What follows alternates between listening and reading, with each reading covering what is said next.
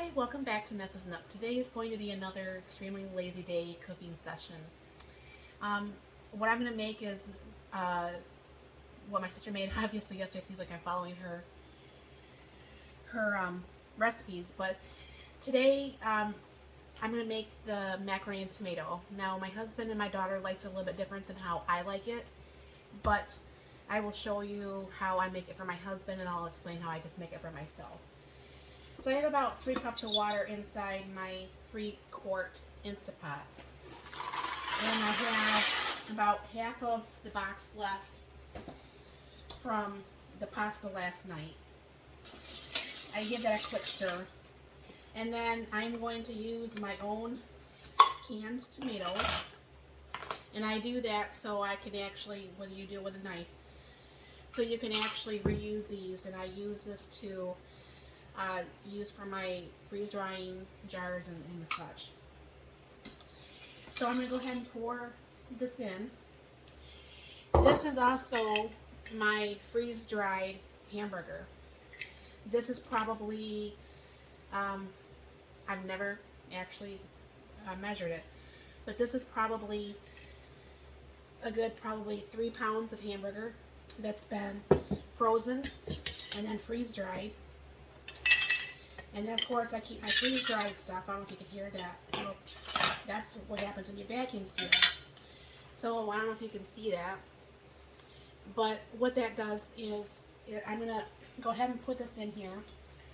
I don't like a super lot of hamburger. My husband, he could eat practically a whole cow if he had a chance. But I'm not a big meat eater. I mean, I like my steaks, I like my hamburgers, but that's about it. This is my dehydrated onions. Like I said, I love onions, so I usually put quite a bit in there. And then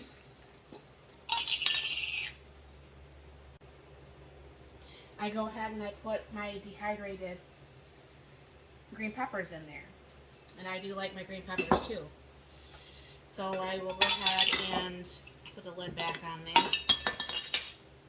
so the moisture doesn't get in there. Now, I'm going to go ahead and stir this up. Now, this hamburger is actually already cooked. And, like I said, cooked, freezed, and freeze-dried. So, I don't know for sure if you can see this very well. But that's what it's going to look like before it gets freeze-dried.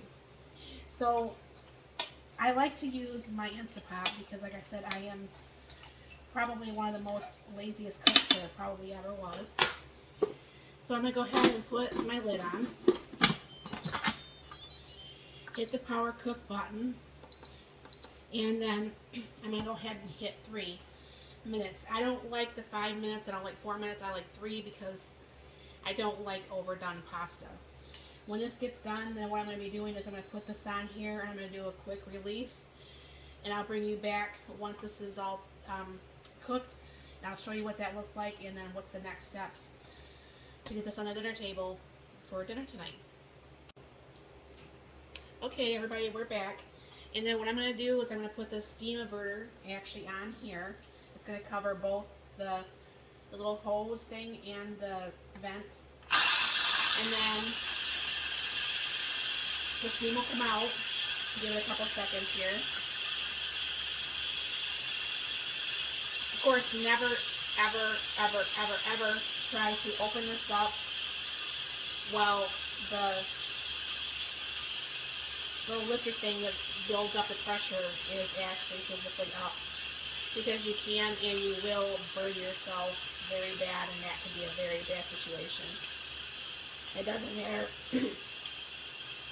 if you're canning in a electric pressure canner or on the stove, on a stovetop one. It's going to be the same thing. You just have to be very, very careful. Now, obviously, the 3-quart doesn't have as much pressure as my 6 and my 8-quart does. But it's still quite a bit of pressure, as you can see. And that's why I like making the macaroni and tomato in this, because I can throw everything all in there and I can just walk away and I don't stand at the stove. Because, like I said, I'm a very lazy cook. But when I make this for myself, because like I said, I don't like the meat in it, I just add the macaronis, the tomato, the onions, the green peppers, and then when I get done, I'm going to add some butter because my mom always made it with butter. I don't know why, but that's how I've grown up having it. And I did put one bullion cube in there, and of course, don't ever eat the bullion cubes. Anybody that's done that as a kid, you know you just never just do that. Now, I don't know for sure if you heard that, but the little thing went down. Always open the lids away from you. And I don't know for sure if you can see that. But everything is well cooked. Done very nicely. And then what I just usually do is I shut this off because I don't need to keep it on warm. The Instant Pots have that keep warm feature, which is incredibly nice, especially if you wanted to start something and then you run off to the store or whatever have you. Then what I'm going to do is I'm going to put some butter in here. I do not use margarine. I have not used margarine in years. Like my sister hasn't used margarine. It's actually, I think, one molecule or one something away from plastic, which really grosses me out. I can't even think about it. But then I put a little bit of salt and pepper. I don't add that much salt because obviously the bouillon cube already has salt in it. And then you have one heck of a salty dish and it's not very tasty.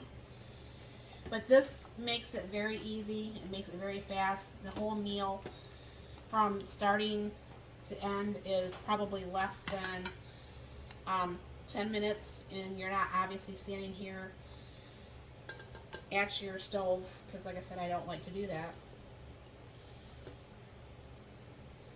And then you just put it on a plate. And actually, I grabbed a bigger spoon, obviously. You put it on a plate, and then we're gonna have that with a half a slice of my homemade bread, and that's dinner. Thank you for stopping by.